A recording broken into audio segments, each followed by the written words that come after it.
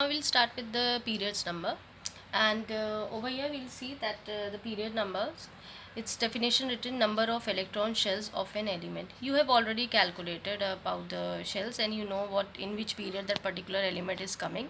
So I've written one example, that is sodium. You know how to calculate its electronic configuration, atomic numbers, and you can see that you can calculate the number of shells. 1 2 3, it's mean 3. So number of shell is 3, the period number will be 3 over here, right? Again you can see some other example. Potassium I have written, you can write down its electronic configuration and you can easily calculate the number of shells. Over here how many shells are there? 4. 1 2 3 4. So over here your period number will be 4.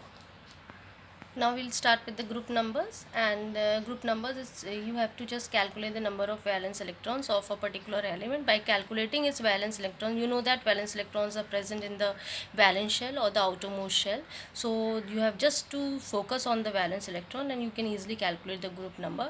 Just first of all write down whatever element is given to you, write down its electronic configuration and focus on the valence electron. Over here what its valence electron, it's 2.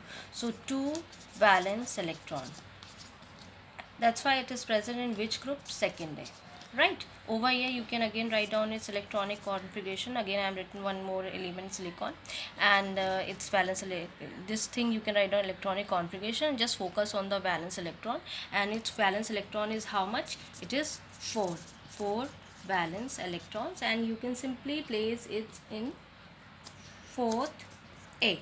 It's present in fourth A, or you can also call it as 14.